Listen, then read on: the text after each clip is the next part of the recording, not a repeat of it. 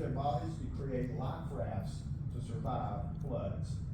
Zig Ziglar said, "You can get everything you want in life if you help enough other people get what they want." How do we add value to others? By thinking about other people's needs as well as our own, and then meeting that need with humility and generosity. You would all stand, please, for the pledge. Attention, salute, pledge. I pledge allegiance to the flag of the United States of America and to the republic for which it stands, one nation, under God, indivisible, with liberty and justice for all. You may be seated. So, of course, our meeting is set aside for public participation, and I know no one has signed up for 24 hours beforehand, but anyone signed up at the door? Yes, Mr. Grace has the paperwork. Okay. Yes. Just quickly, I'll ask, is anybody who didn't get to sign up want to address the board tonight? This is an opportunity to sign up.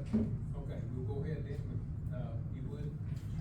Yes, sir. Mr. Chairman, we have had Deborah Morrison has signed up, when she came in tonight, and she would like to talk about the topic of, I believe it is, property and the, school board portion, of the, property tax. Ms. Morrison, are you here? Hi, Ms. Morrison. If you'd like to come right up and you can approach the podium and address the board.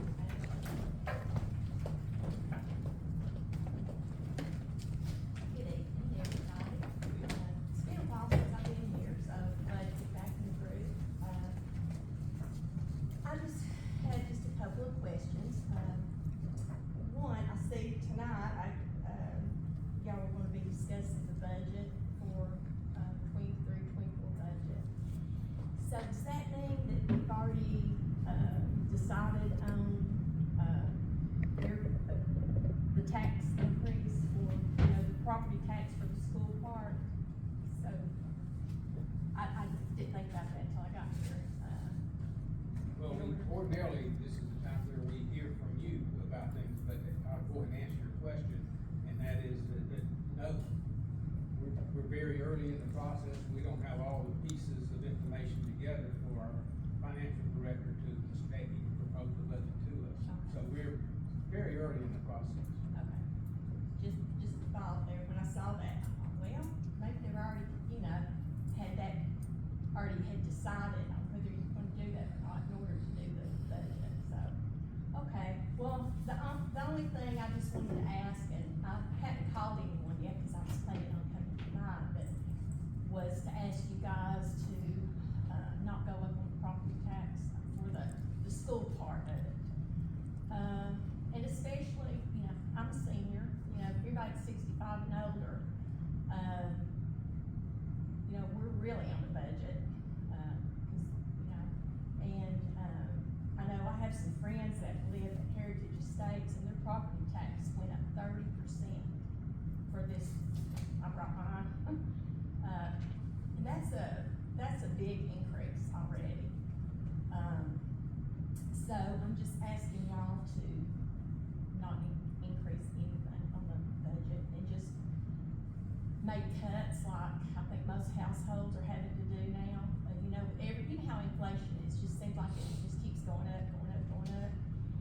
And people on fixed incomes, all you can do is cut. So it's really a hardship. I wish, and I don't know which department changes that age. When you hit 75, you don't have to pay the school part, the school board part, because obviously we don't have children. We haven't had children in public school in quite a while. So I would like to see that age lowered to 65. And that's what all I really wanted to say. If y'all would just please consider that and think, I know that the children, we need money for schools. We need money. But I also believe that we can always cut somewhere too, and just to make things stretch. My mother, she always lived on budget, and that woman could stretch $1 further than anybody I ever knew in my whole life. So, I just ask y'all to be able to stretch that dollar a little further too. Thank you. Thank you. Okay, there's no one else, we'll go ahead and,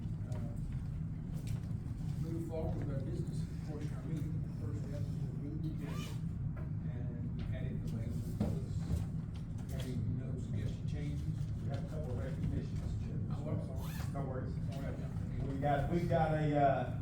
We've got a exciting 4A discus state champion. Miss Ava Morrison is here, and is Coach Gibson in the house? Yes, sir. I thought you were. Coach Gibson, would you come up, please? Miss Morrison, will you come up here? So excited, Coach. Miss Morrison, so look, we're talking to the board right here, and I would like for you just to tell a little bit about Ava and what her accomplishment is, and then the board will recognize you with the picture, and we'll get you some publicity out there and brag on you. We just really are proud of you and want to recognize you. Very good. Thank you guys for having us tonight. I appreciate y'all recognizing Ava for her accomplishment. Ava's a junior at Heritage High School, and this year she won the 4A Girls Discus State Championship with a throw of 130 feet, 1 inch. Last year she actually placed third, so she's been improving each year that she's been a part of our program. And this year actually we give her fits. She forgot her throwing shoes last year, so this year she got them some one. So maybe that made the difference. But she does a fantastic job, and we're looking forward to even greater year next year and seeing where she can go. She is actually getting quite a bit of attention from some college track and field programs right now due to her state championship, and we're hoping the good things come her way. And very excited about her progression and looking forward to her. Congratulations. Any state winner is a rarity. I mean, you know, that's, you're number one in thousands, I guess, of other athletes. So that's a huge accomplishment. Congratulations. Yes, sir. We're very proud. Thank you guys very much for having us. I'm glad you came. We love it. Love it. All right, Ava, so I'm gonna put you on the spot. Tell the board, was it your shoes that made the difference, or what was it? It's definitely all the hard work I put in. I definitely practiced a lot more this season than I did last year, and I worked really hard to get where I was, so. Very proud.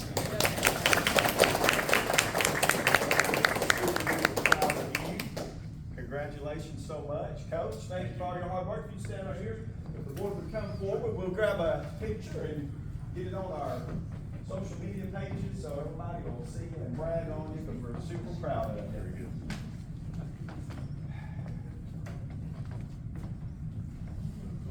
Congratulations.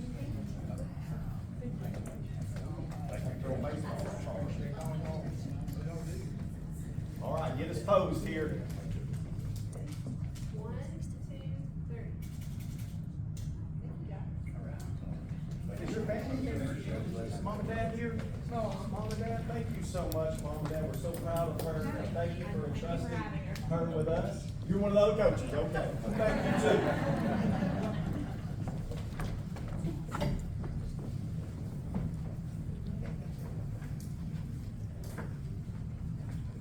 Mr. Chairman, with your permission, next I would like to recognize Miss Anita Gaines. Anita, would you come forward, please? So proud of you, Miss Gaines. And Miss Gaines, if you'll step right up here in front of the board. Chairman Anita Gaines will be the new principal at Westside Elementary School, and I just wanted to introduce her to you tonight, Miss Gaines. All right, I'm very excited about starting this new opportunity to serve more students.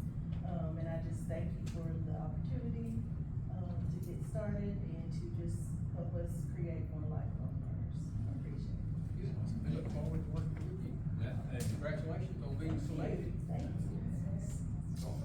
Mr. Chairman, if we get a picture, that'd be wonderful. I know. There we go. Have you?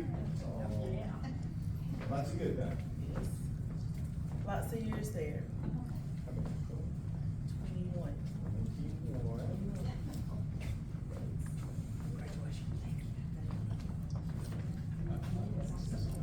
She does. I'm gonna bring it.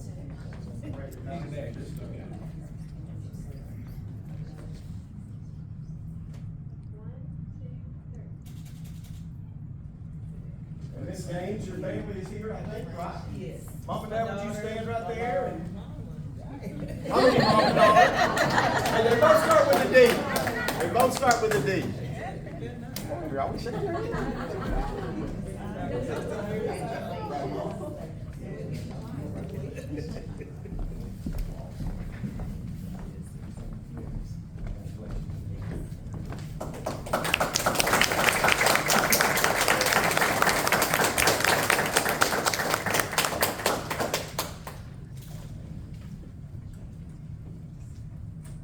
one more, Chairman, and then we will get on to the approval. I'm super proud to introduce Dr. Melissa Butler. Dr. Butler, if you'd come forward, please. Dr. Butler is going to be our new Assistant Superintendent. And I just wanted to, I know you know her well, but I just wanted to bring her up here and recognize her and thank her for all of her hard work and encourage her on all the hard work that you come. I've been honored to work in Catoosa County for quite a few years now. I've spent the majority of my career here. I've been a teacher, an administrator, a director, and I'm certainly honored to serve in this position on this team with Mr. Nix and the team that he's assembled here. It's an honor and privilege, so thank you. Thank you.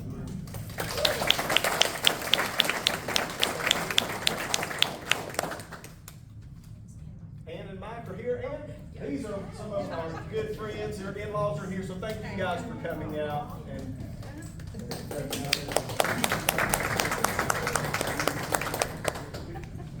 good. Let's check out a good picture. It's the least we can do for you. Work.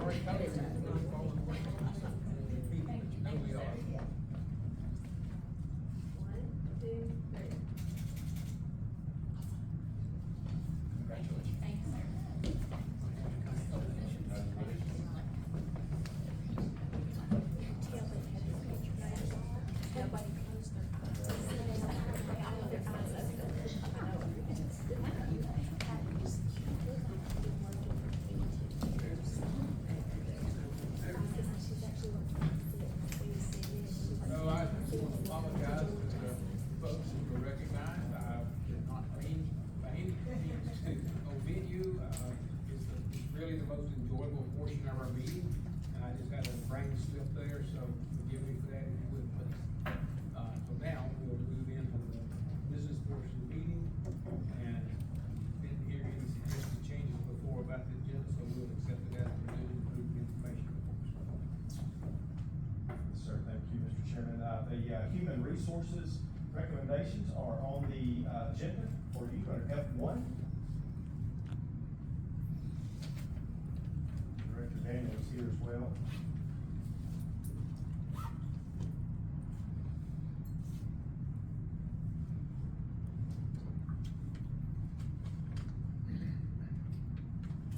I asked AJ just out of curiosity how, this year compares to past years for people leaving and new hires and so forth. He said it's pretty much in line with what the system has experienced over the years. So, apparently we're not facing drastic shifts in leaving and that sort of thing. So that was good information to get, worth sharing to other folks that didn't get to hear it. Absolutely. Thank you, Chairman.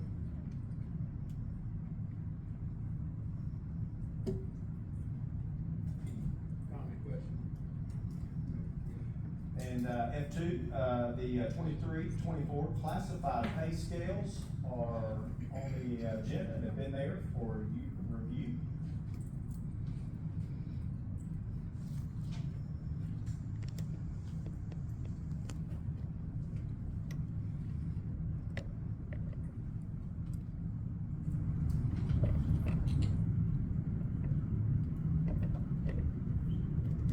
I would like to just make one comment, that our custodians will receive, again, the $2,000 retention bonus, and then our bus drivers will receive that $1,500 retention bonus as well. So trying to put that money where we have seen the most need. It's at the end that I know you've already seen, but I'd like to mention that out loud.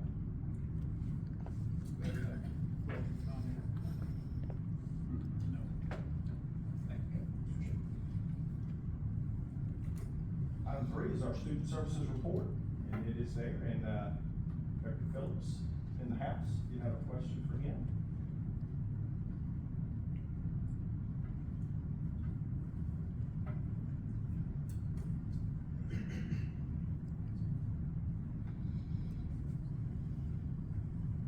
No question. Well, we know if we do, it's better to go directly. Yes, sir, that is correct.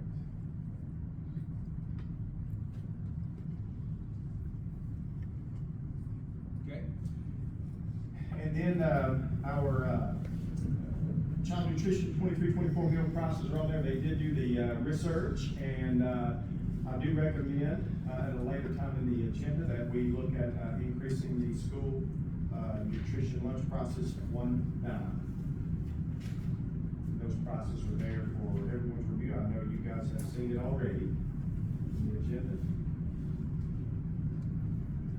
And that is in line with what has been done in previous years. Of course, you know that.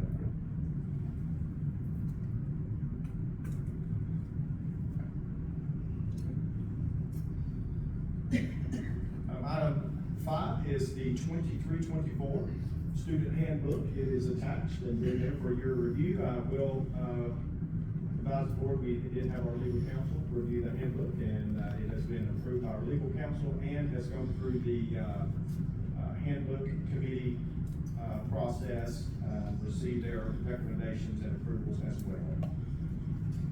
Mr. Nix, that's just gonna be online now, so. Yes, ma'am, thank you, Chairwoman, Madam Woman, for bringing that to my attention. One thing we have, when we talk about cost cutting, it is quite pricey to have handbooks. And so we're going to try this year to reduce the number of handbooks that we print, and we will have a QR code that will be accessed by anyone's phone and take them directly to the handbook online. If they request a paper copy, we're fine to give them one. What we found is a lot of times they don't make it home. They get lost in book bags and on buses. So we will try this, and a lot of other systems are doing. I think it'll be a good thing and a cost saving item for our school system. So instead of going to the here, will they sign that name? I mean, that'll be a piece of paper that'll They go sure in their will. packets. That's exactly right. They will turn in the handbook signed form like they have in the event that we need it for a disciplinary child. We'll have those on file. We'll sign electronically, or they would just be given a piece of paper? Yes, there you go. It'll be a wet ink signature. Any other questions? And there are no East Floss bids this evening. I would like to thank Director Lusk for touring with us today, and Principal Pierce at the Career Academy was incredible, and I would like to thank you guys for that. It was awesome.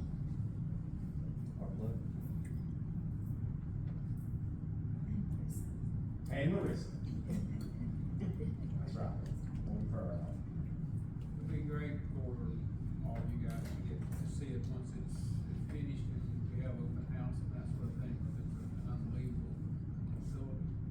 Looking forward to getting students in there, or completed and furnished and students in there. It's gonna be, it's gonna be really an outstanding place, and an outstanding opportunity for the students and for the community. I agree. I sure do. You guys didn't get to go, those are the requirements, but, hope you get to go to the open house. Yes. Item 7, Principal Pierce of our College and Career Academy is here with a CTE local plan. Principal Pierce, are you ready, sir? I am. All right. It's always a pleasure to address the board, Superintendent Nix. Part of my duties as CTA director is to get you guys to approve the funding requests that I've made from the federal and the state grants that are available. So just a quick overview, I want to point out a couple of things. That the Perkins Federal Grant is threefold.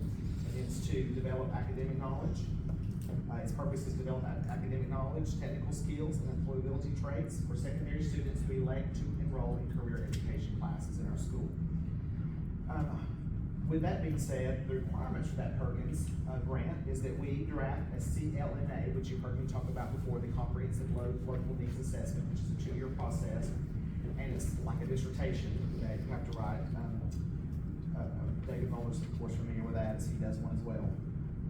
And in that CLNA, we address the gaps not only in the workforce, but also gaps in academic needs that we also incorporate in our CTA classes. We allocate the funds to the needs of each pathway to make sure they're fully funded, to make sure they have what they need in those career pathways in our 3 high schools, which I'm responsible for, and then our 3 middle schools for our career connections classes there. Also, we have to consider when we talk about those pathways that we have that we consider high skill, high wage, and high demand needs in our job market. So we have to incorporate those ideas and those skills within our career pathways in our 3 high schools and our newly opened college and career academy this coming season. In addition, we incorporate meaningful collaboration with all stakeholders. That includes you.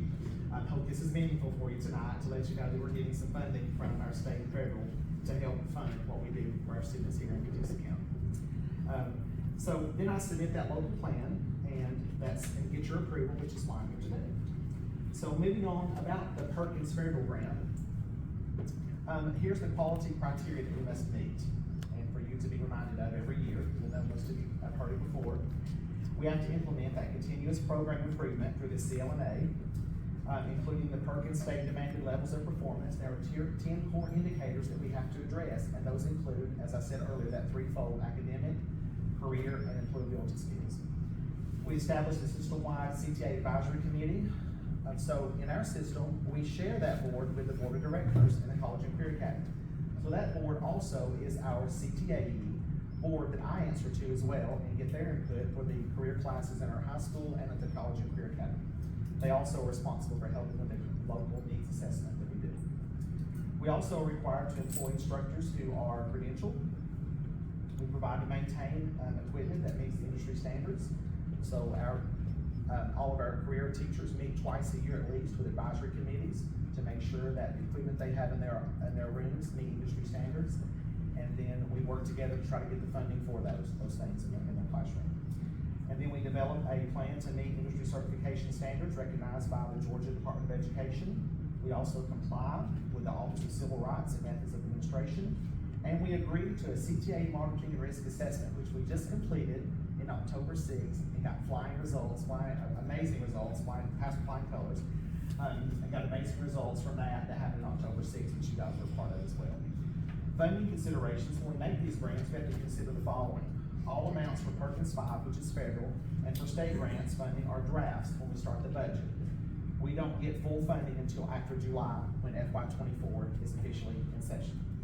And then we can estimate and apply for different amounts until we get that funding from the state. So the funds for FY24 are approved about July. We get an award letter in July, but we may not get the funding until through October that we can actually spend. Requests for salary assistance, which we do, are not final until all requests are reviewed by the state, and then they determine what amount we will get, the amount that I requested or another amount. So the next chart, you can see in the past, this is federal funding still that we get. The first thing we apply for is Perkins Improvement, and in FY22 and 23, we got about $86,000. I'm estimating that they're gonna grant us about 88, 87, somewhere through there. Might be lower, might be a little higher, but that's kind of the estimation at this point.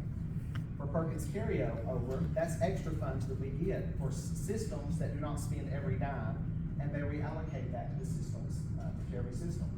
It is my goal always to spend every dime of funding we get on our students.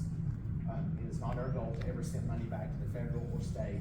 We spend it on our students and our career programs. That is my commitment, what I want. And then our Perkins Plus is EOPA, our Equal Pathway Assessments. We ask for that money to pay for our testing, our credentials of value that we want our students to earn in our career pathways. And last year, I applied for 19,000, we got 15. I've applied for 19,700 this year. We'll see what they grant us. So to pay for those testing. Professional development, that amount is determined by the state based on the size of our county, and then they take that off our grant money and pay for that. And the total that I've requested this year roughly is $120,300. And I hope to get every dime of it. We'll see. For state grants that I've applied for our career programs, we have 4 agricultural teachers, 3 in our high schools and 1 in our middle school. And for their extended day, I requested $28,000. For their extended year, I requested $11,000. For CTA extended day grant, which we have 21 teachers that are in charge of a CTSO or career organization like FCCLA, FBLA, HOSA, DECA, those kind of things that our kids enjoy. So typically we do not get the full amount that I request. Traditionally it's been 50%. Last year it was, I think, 59%, or I can't remember right off. But we didn't get all of it, but that's the highest we've gotten. So we estimate about half of that to help pay salaries. Then we have the Youth Apprenticeship Grant, which helps fund our 3 work-based coordinators in our system. And then I requested the Supervision Grant, which that money goes towards salaries of our 3 CTA supervisors in our school. And then Industry Certification Grant, we don't have any applied for yet. We just finished one with Travis Head, excuse me, and he has a program that got me awarded $10,000 that you guys recognized him last month. And then this year, because we're opening a career academy, I have applied for 8 grants that you can only do when you have new construction, and they're called vocational construction grants. So we have 8 new labs in our college and career academy, and I requested a total of $528,000, which is the max they will allow us to request. Not guaranteed those funds, but I have applied for them. We will know in July, hopefully, if we get that money, and if we do, we're gonna spend every dime on our students, every dime on our students. So for the state grants, I requested nearly $800,000 this year, and we will know soon. Excuse me. Lastly, we have to do these assurances to request money for these funds. We will abide by the general provisions of the Perkins Grant. We are bound by those federal regulations, and we meet them and have met them, as evidence from our last review. We got flying colors, good remarks. It was an amazing assessment, as you guys remember. The Perkins 5 funding will be expended the best possible way to assist student instruction. Every dime we spend is tied to student instruction. And we agree to use state funding monies for the intended purposes that we applied for salary reduction, et cetera, salary supplement or other. And then the last slide is just if you want to see what those 10 core indicators are that we have to meet when we apply for these grants, you can click on that and see that it covers academic, it covers career, and it covers employability skills that we tie those into. I'll be glad to take questions, or if you have any. You did an excellent job. Thank you, sir, appreciate it. It's always a good day to talk about career education. It's the best thing going. You're passionate about it, I love that. And the fact that, we just had that presentation, it's fantastic, so it's just, I'm certainly enjoying my job as CTA director and the principal of the College and Career Academy. It's a great honor. It's gonna be great. Here's someone, thank you. I know that's a lot of work, that you reach out and try to find outside our local funds to help our kids. And the work that goes into getting those federal and state funds that we bring into our county is much appreciated. And I know it's a lot of work, and I wanna thank you personally for it. Appreciate it. Yes, sir. All right, thank you.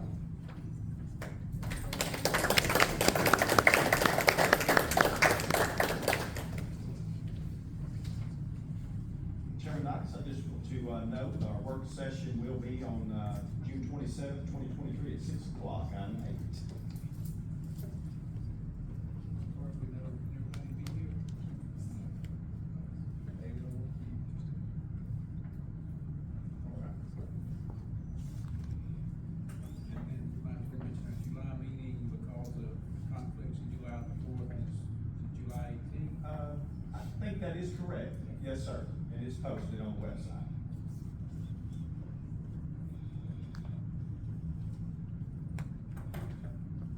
All right. If we have July 4th, we may be here by ourselves. Well, I would not be here. Just be me. Even Maryland. So, well, I guess we're ready to move to financial reports in, there's no other information reports. That is correct, sir. Director Carter. Yes, good evening. For the general fund balance sheet for April 2023, total assets $18,920,532. Total fund balance $18,920,580. For the total liabilities, the fund balance of $18,920,530. We're averaging 533. On the general fund statement of revenues, expenditures, and changes in fund balance. Total revenues and other sources, $87,057,776. Total expenditures and other uses, $86,617,443. So that fund balance of $18,920,580. Then those next two sheets, you're used to seeing for revenue and expenses.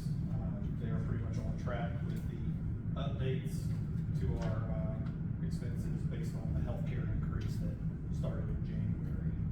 And I'll talk in more detail here shortly. For the capital projects funds, balance sheet, April 30th, 2023, total assets, $32,060,532. Total liabilities, $2,641,629. Total fund balance, $29,418,903.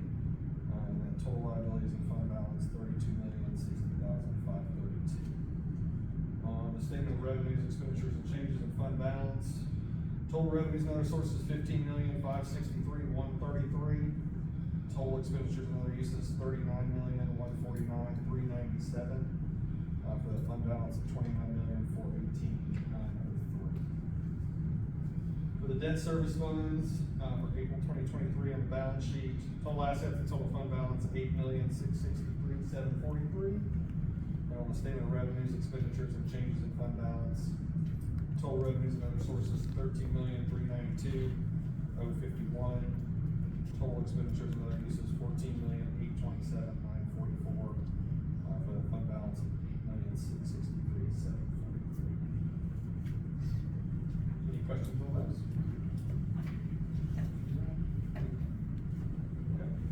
Next thing is, talking about the budget status. So, we're gonna talk about, a revenue and expense forecast, and what we know now and what we don't know. So what we do know, we've projected, known FY24 cost challenges, and I'll talk about what those are, the impact that we're seeing there.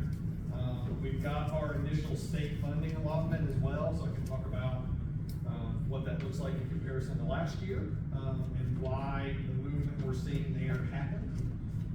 And then what we don't know. We don't have the local tax digest yet. We typically get it in mid-June, might get a little sooner, this year, but won't be talking about the local side today because we don't have the local digest yet from the county. So, we're gonna stick to the state level and our cost expectations. So, FY24 cost challenges, 3 I've highlighted here: inflation that we're all dealing with, the state health insurance increase, that's been mandated by the state, and needed classified staff wage increases. On the inflation side, looking at just a couple categories, but we've seen it everywhere. Fuel, utilities, supplies. These are year to year, for February, last February to this February. Diesel's been up 43% for us, which we need for all of our buses. Utilities across the board have been about 10% higher this year, compared to last year. And, hearing from some vendors like Georgia Power, it seems like it's gonna continue to go up next year. And custodial supplies, we saw a huge increase in custodial supplies, so paper towels, toilet paper, soap, those kind of things, about a 22% increase, year over year, at the time of measurement. Needed classified staff wage increases to stay competitive. As you know, we are competing with everybody these days, not just other school districts. So need to continue to stay competitive with those roles, and address those as we can. Then the big thing, that took us all by surprise, is this state mandated health, insurance cost increase. So,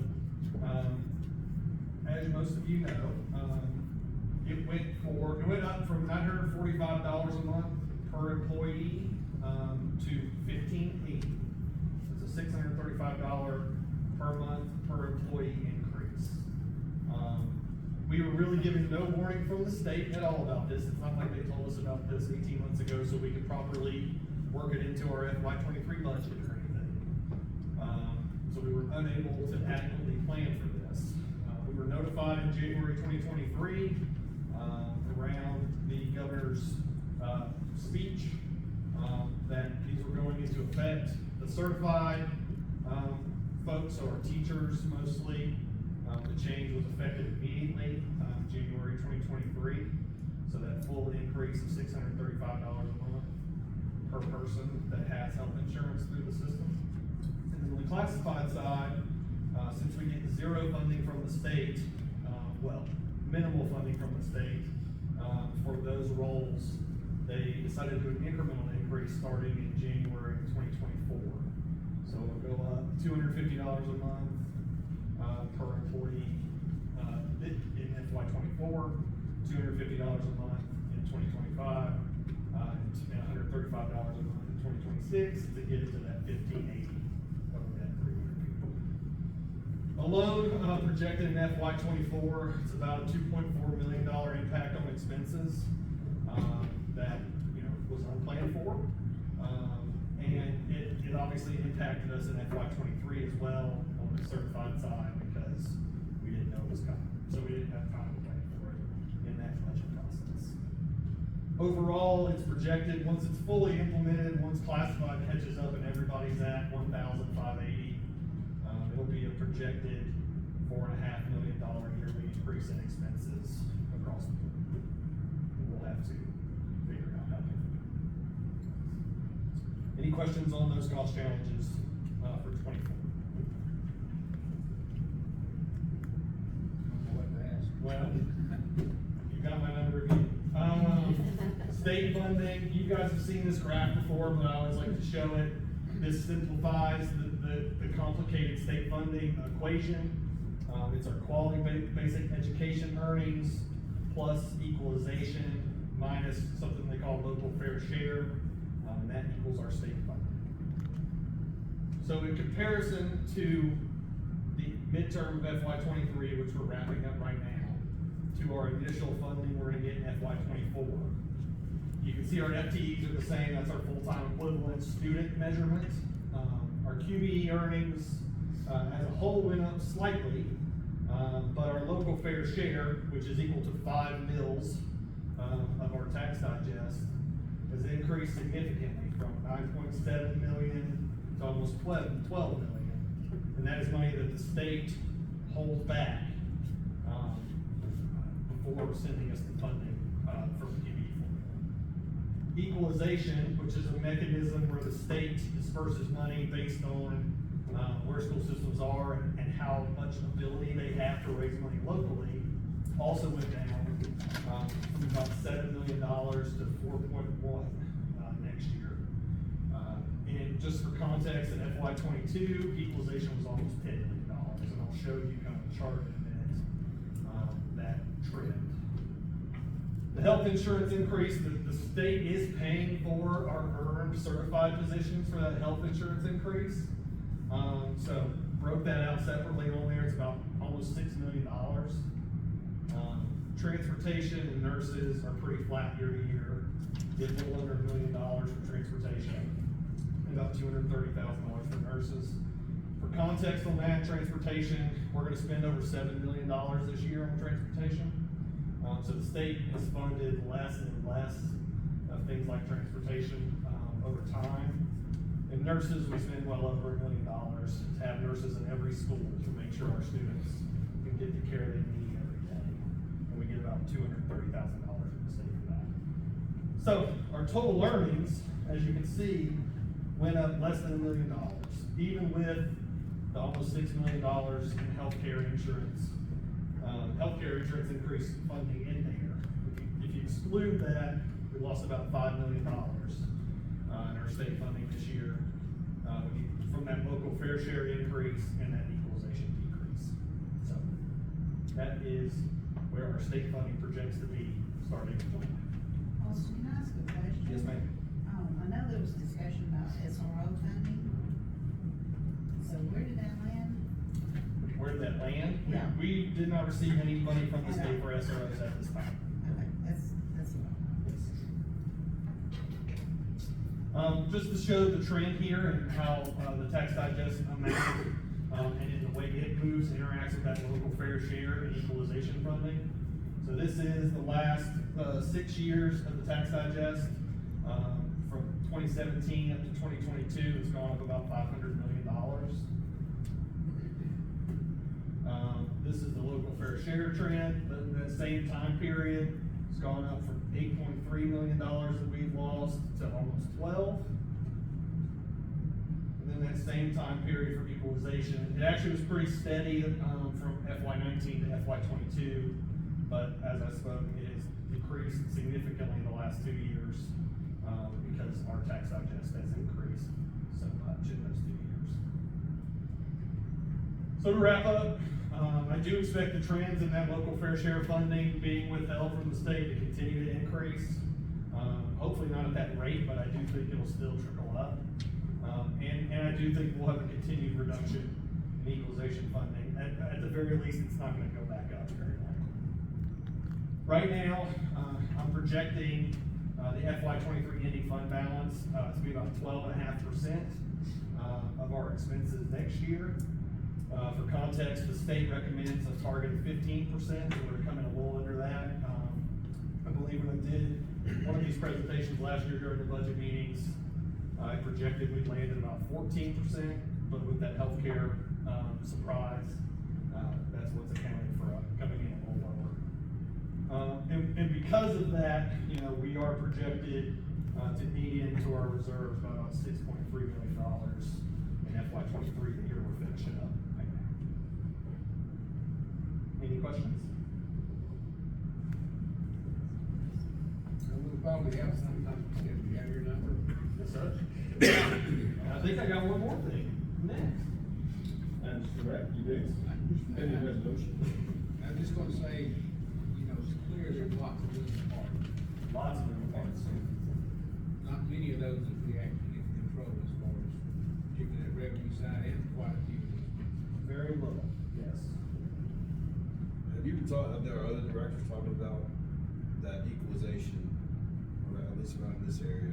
Yes, sir. Is it hitting other systems as well? Yeah, I mean, we're getting hit the most in our immediate area, just because we're in the Chattanooga metro area. And, you know, I saw a report the other day that you're the 9th highest, you know, growth metro area in the country.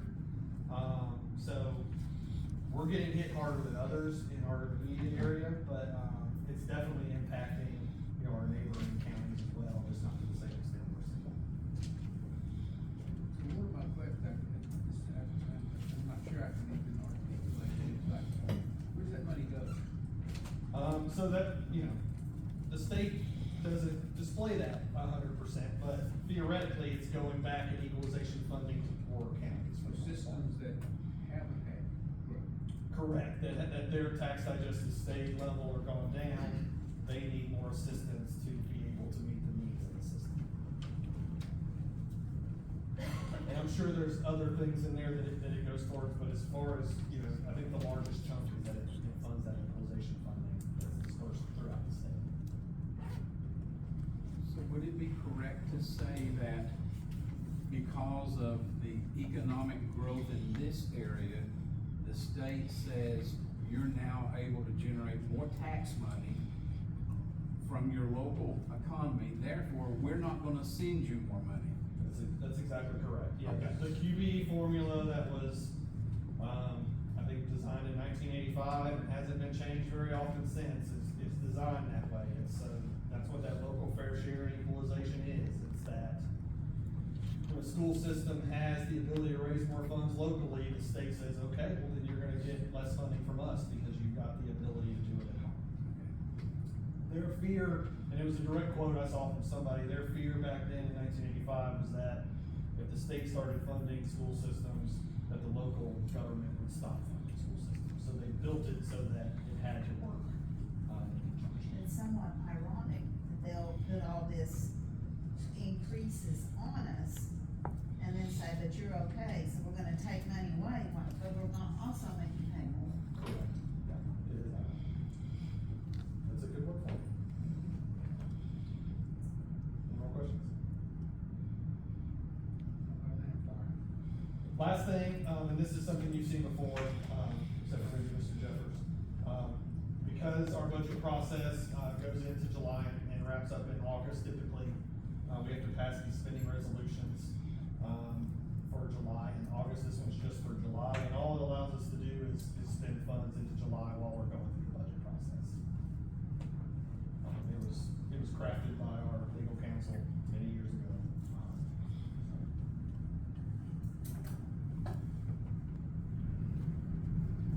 Thank you for staying on top of this, cause it is complicated, and there's a lot of moving pieces, and I appreciate you staying on top of this. Yes, ma'am. Thank you. Thank you.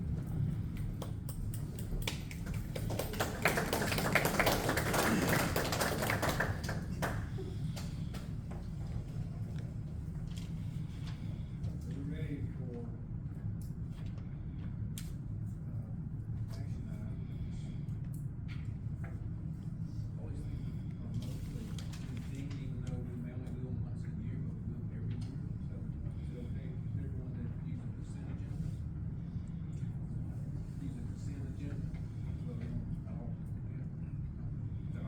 Yes, sir, Mr. Chairman, absolutely. So, Mr. Chairman, I do recommend that, the board approve action item 1, human resources recommendation. Action item 2, the April financial report. Action item 3, the April East Plus report. Action item 4, the minutes, for May 2nd, 2023. Action item 5, child nutrition, the, 2023-2024 meal prices. Item 6, the CTAE local plan. H7, field trip request. H8, the July 2024 spending resolution. H9, the 2023-2024 CCPS student handbook. And H10, the 23-24 classified pay scales. Is there a motion to accept the recommendation for the action item, David? Second. Jerry, discussion? You've had these and had the opportunity to discuss those with the superintendent and various directors, so hearing no discussion, again, those in favor? Okay, carries unanimously. Thank you, Mr. Chairman. We're ready to move forward, right? Yes, sir, I do, recommend it. Yeah, we need to have an executive session. Yes, sir. And so before we break for that, we'll be back in open session after we complete our executive session. I can't tell you how long that will be. You anticipate any action after after? No, sir, Mr. Chairman, I do not. Okay, so, part of this is to meet with our attorney, so you can never be 100% sure what's gonna happen later, but don't anticipate any action, but you are very welcome to stay. As I mentioned to the attorney, that often takes a little while, so get comfortable, but, otherwise, like I say, you're welcome to stay. So, with that, now your recommendation for. Yes, sir, Mr. Chairman, I do recommend that, the board, convene an executive session to discuss both personnel and, real estate. Okay.